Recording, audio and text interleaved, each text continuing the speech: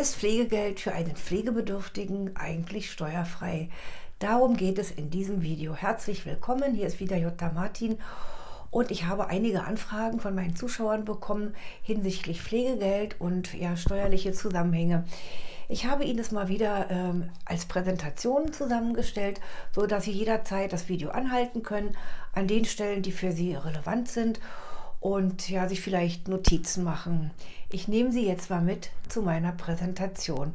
Bleiben Sie dran, bis gleich. Ja, willkommen zu dieser Präsentation. Es geht um die Pflegebedürftigkeit und Steuern. Wir schauen uns zunächst einmal einiges zur Pflege, zu den Pflegegraden an und dann gehe ich auf die steuerlichen Aspekte ein. Einige von Ihnen kennen sicherlich noch die Pflegestufen 1 bis 3, die dann ab 1. Januar 2017 von diesen 5 Pflegegraden abgelöst wurden. Bei diesen Pflegegraden sollen geistige Erkrankungen mehr berücksichtigt werden, als das früher mit den Pflegestufen der Fall war. Die Einteilung in einen Pflegegrad berücksichtigt also sowohl psychische als auch physische Faktoren. Ja, und letztendlich entscheidet der Pflegegrad auch darüber, welche Leistungen aus der Pflegekasse dem Betroffenen zustehen. Es gibt insgesamt 5 Pflegegrade. Wir schauen uns mal Pflegegrad 1 und 2 ein bisschen näher an und kommen dann zu den steuerlichen Aspekt. Also mit dem Pflegegrad 1 gibt es zwar kein Pflegegeld, aber Leistungen und viel mehr Leistungen als eigentlich alle annehmen. Es sind nämlich fast 6.000 €, die man mit Pflegegrad 1 in Anspruch nehmen kann. Also im Jahr jetzt gesehen, ja. Es gibt da einen monatlichen Entlastungsbetrag von 125 € für bestimmte Leistungen, wie zum Beispiel haushaltsnahe Dienstleistungen. Ja, haushaltsnahe Dienstleistungen, das sind Dinge, die Sie gewöhnlicherweise selber in Ihrem Haushalt tun würden, wie zum Beispiel Kochen, Putzen, Waschen oder aber auch der Einkauf. Mit Pflegegrad 1 bekommen Sie auch Gruppenangebote, Bewegungsangebote, Alltags- und Pflegebegleiter, also Begleitung zum Arzt oder zu Behörden, können hier von diesen 125 € bezahlt werden. Aber hier bei diesem Entlastungsbetrag von 125 € gilt das sogenannte Kostenerstattungsprinzip. Das bedeutet, dass der Pflegende oder die Angehörigen ein passendes Angebot ausfüllen und die Rechnung erstmal aus eigener Tasche bezahlen. Die Rechnung können Sie dann bei der Pflegekasse einreichen und wenn das Angebot entsprechend qualifiziert ist, bekommen Sie die Kosten erstattet. Haben Sie noch keinen Antrag bei der Pflegekasse gestellt auf diesen Entlastungsbetrag, dann gilt die erste eingereichte Rechnung gleichzeitig als Antrag. Das ist auch wichtig zu wissen. Also Sie brauchen nicht extra einen Antrag stellen, Sie reichen Ihre erste Rechnung ein und wenn das Angebot entsprechend qualifiziert ist, wird das als Antrag gewertet und Sie bekommen Ihre Kosten erstattet. Sie können aber auch diese Kosten über mehrere Monate sammeln und dann einreichen. Die Leistungen, die innerhalb eines Kalenderjahres nicht abgerufen wurden, können in das Folgejahr, also in das folgende Kalenderhalbjahr übertragen werden. Also Ansprüche aus dem Vorjahr sind also nur bis zum 30.06. des Folgejahres geltend zu machen. Prinzipiell wird der Entlastungsbetrag erst nach Inanspruchnahme der Pflegeleistung beantragt und ausgezahlt. Das sagte ich weiter oben schon, ja. Und die nicht genutzten Entlastungsbeträge werden daher rückwirkend verwendet und verfallen zunächst für einige Zeit nicht. Bei zugelassenen Pflegediensten können Sie diesen in Anspruch nehmen, aber auch abtreten lassen, sodass der Pflegedienst direkt mit der Kasse abrechnet. Ja, dann steht Ihnen monatlich ein Betrag von 40 € für Pflegehilfsmittel zu. Pflegehilfsmittel sind zum Beispiel Bettschutzeinlagen, Desinfektionsmittel, Masken, Fingerlinge oder Schutzschürzen. Diese Pflegemittel können Sie auch sich als Abo monatlich ins Haus schicken lassen. Es gibt da bestimmte Anbieter, die dann auch direkt mit der Pflegekasse abrechnen. Ab April bis Dezember 2020 wurde Corona-bedingt dieser Betrag für die Pflegehilfsmittel auf 60 € erhöht. Ja, und für bestimmte Umbaumaßnahmen wie Badumbau, Handlauf im Treppenhaus oder Einbau eines Treppenlifts oder eines einer rollstuhlgerechten Rampe vor der Haustür, Haltegriffe an der Toilette oder Dusche. Da besteht ein Anspruch je Pflegegrad bis zu 4.000 Euro. Also ich wiederhole nochmal, das ist wirklich je Pflegegrad. Ist jetzt aber ein Umzug in eine behindertengerechte Wohnung aufgrund einer Behinderung oder Pflegebedürftigkeit erforderlich, weil die vorhandene Wohnung eben nicht behindertengerecht umgebaut werden kann, dann können auch diese bis zu 4.000 Euro für den Umzug in eine behindertengerechte Wohnung verwendet werden. Diese bis zu 4.000 Euro werden als Zuschuss von der von der Pflegekasse bezahlt. Ja, dann werden generell kostenlose Kurse für Angehörige durch Pflegedienste oder Pflegeberater mit wertvollen Tipps, aber auch Kurse für die Pflegebedürftigen selbst angeboten. Ja, und die Pflegetipps von den Profis, die sollte man auf keinen Fall unterschätzen. Also mit dem Pflegegrad 1 können Sie insgesamt bis zu 6.000 Euro an Leistungen aus der Pflegekasse erhalten.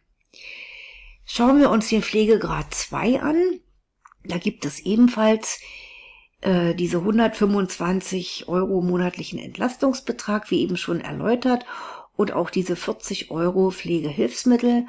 Allerdings gibt es ab Pflegegrad 2 ein Pflegegeld monatlich von 316 Euro oder 689 Euro als Pflegesachleistungen.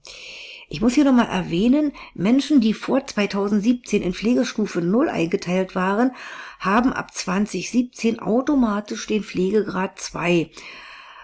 Also mit Pflegegrad 2. Viele denken fälschlicherweise, dass sie in den Pflegegrad 1 gekommen sind. Nein, Pflegegrad 2.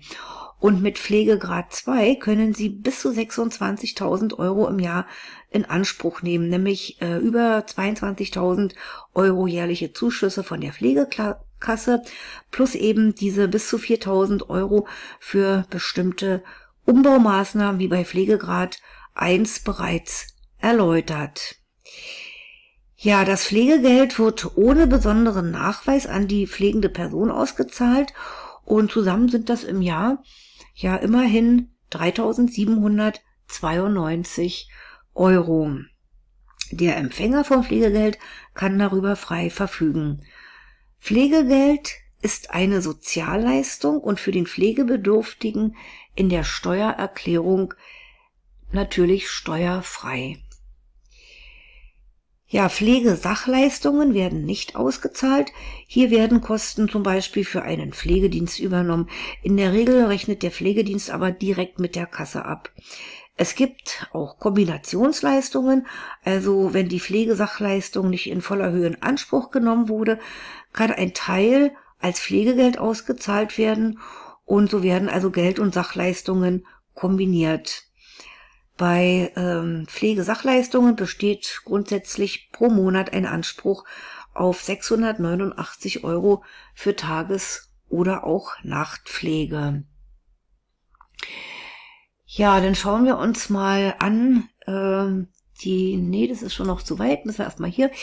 Diese Tagespflege ist ein Betreuungsangebot für ältere Menschen, also die Pflege und Hilfe benötigen, aber noch in ihrer eigenen Wohnung bleiben möchten.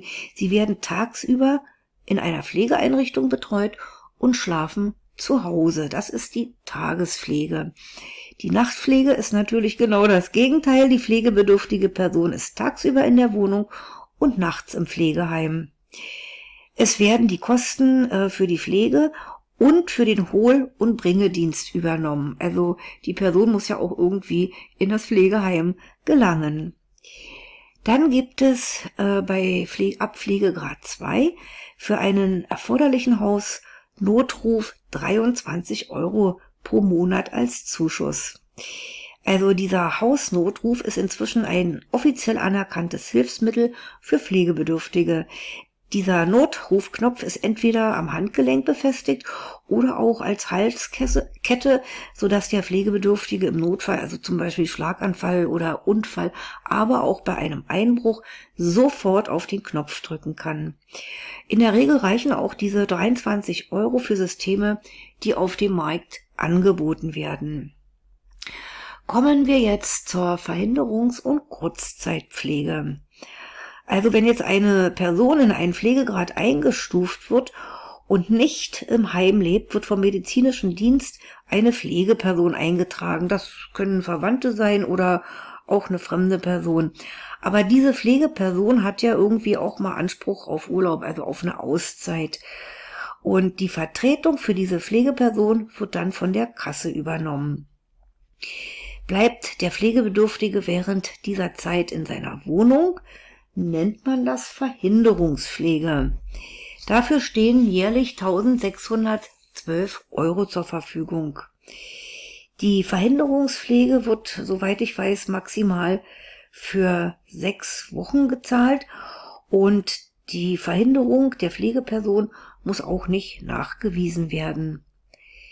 Ja, und bei der Kurzzeitpflege werden auch bis zu 1.612 € übernommen und die geht, glaube ich, sogar bis zu 8 Wochen. Sie können beides gleichzeitig nutzen, also dann stehen Ihnen bis zu 3.224 € zur Verfügung. Das sind zusammen jetzt im Pflegegrad 2 mit diesen ganzen Zuschüssen von der Pflegekasse plus die 4.000 € für die Umbaumaßnahmen, ja immerhin 26.000 €, die da zusammenkommen. Diese bis zu 4.000 € Umbaumaßnahmen, die gibt es je Pflegegrad. Das hatte ich extra schon mal betont. Das heißt, Sie können diese bis zu 5 Mal in Anspruch nehmen. Also das sind dann insgesamt 20.000 €. Je nachdem, ne? Immer wenn Sie höher gestuft werden, können Sie diese in Anspruch nehmen.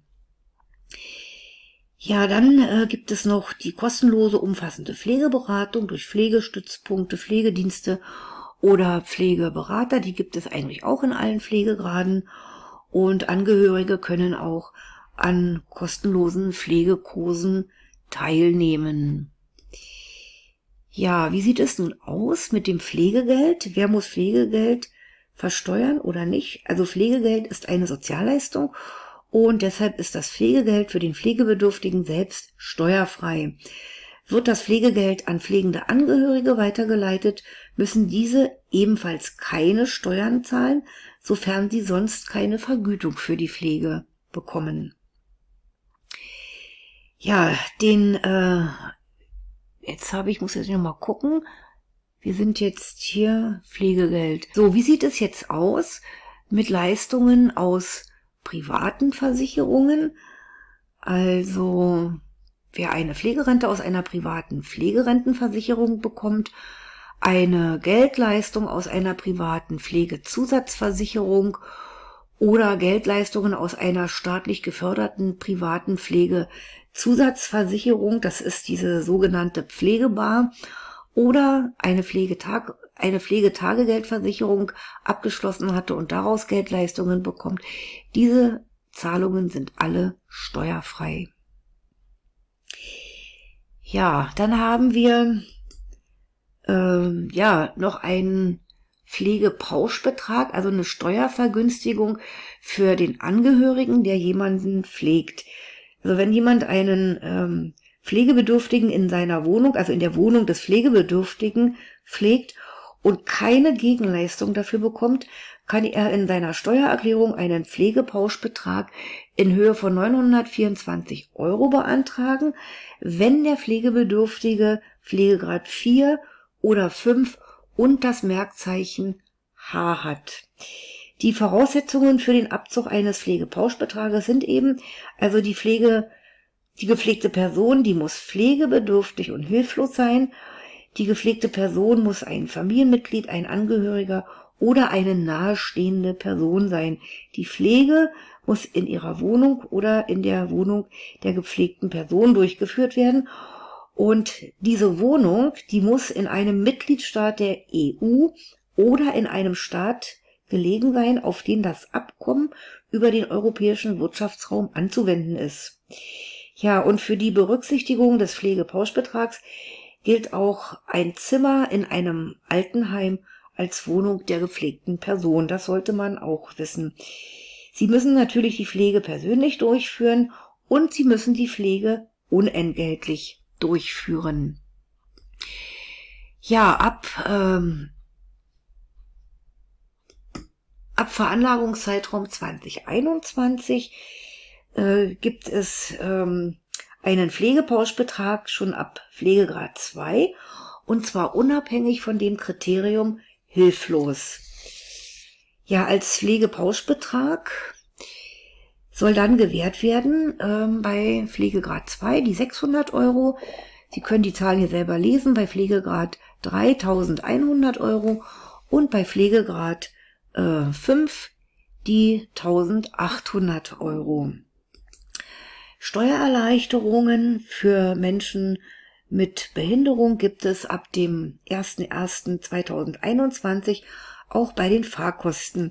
Es werden 2 Fahrkostenpauschbeträge unterschieden und künftig auch nur noch diese beiden. 900 € bekommen Menschen mit einem Grad der Behinderung von mindestens 80 oder mindestens 70 mit dem Merkzeichen G, also im Jahr gerechnet. 4.500 € gibt es für in der Mobilität außergewöhnlich eingeschränkte Menschen mit dem Merkzeichen AG. Blind, BL und für hilflose Menschen mit dem Merkzeichen H.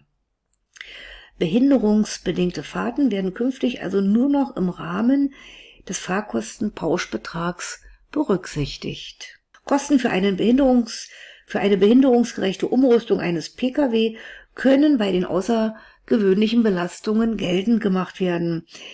Ist jetzt ein körperbehinderter Mensch, bei dem die Notwendigkeit einer ständigen Begleitung nachgewiesen ist, dann kann er für die Begleitperson auf einer Urlaubsreise neben dem Pauschbetrag für Körperbehinderte zusätzlich bis zu 767 € als außergewöhnliche Belastungen abziehen.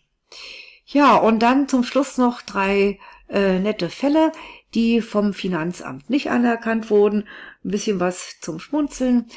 Also einmal wurde nicht anerkannt die Anschaffung eines größeren Grundstücks zwecks Bau eines behindertengerechten Bungalow. Also diese Anschaffungskosten für ein größeres Grundstück sind nicht zwangsläufig, so entschied ja die Finanzbehörde. Dann haben wir eine Ablehnung hier einmal für Aufwendungen für ein kontraststarkes Fernsehgerät. Und zwar hatte da einer geklagt, dass seine Frau wegen Einschränkung der Sehkraft eben ein kontraststarkes Fernsehgerät benötigt. Und Finanzamt sagte, Fernseher gehören zur typischen Einrichtung eines modernen Haushalts und sind somit Kosten der privaten Lebensführung und gehört nicht zum existenznotwendigen Grundbedarf. Ja, und der dritte Fall, der abgelehnt wurde, das waren behinderungsbedingte Umbaukosten einer Motoryacht und zwar in Höhe von etwa 37.000 €. Und auch hier handelt es sich um zwangsläufige Mehraufwendungen nicht um zwangsläufige Mehraufwendungen für den existenznotwendigen Bedarf. Also existenznotwendig ist ja eine Motoryacht nun nicht. Ja, meine Lieben, das war's. Nun ist das Video doch ein bisschen länger geworden. Ja, liebe Zuschauer, das war's wieder mal für heute und ich hoffe, Sie konnten einiges mitnehmen oder haben vielleicht das eine oder andere neu erfahren. Wenn Ihnen das Video gefallen hat, geben Sie bitte einen Daumen nach oben, abonnieren Sie auch gerne meinen Kanal und sichern Sie sich hier unter diesem Video meinen kostenlosen Report in 7 Schritten zur Steuererklärung. Wenn Sie irgendwelche Wünsche haben, ja, Thema für ein Video, lassen Sie es mich hier unten in den Kommentaren wissen. Ich werde gerne auf Ihre Wünsche eingehen, wenn es mir möglich ist. Für heute alles Gute, Jutta Martin.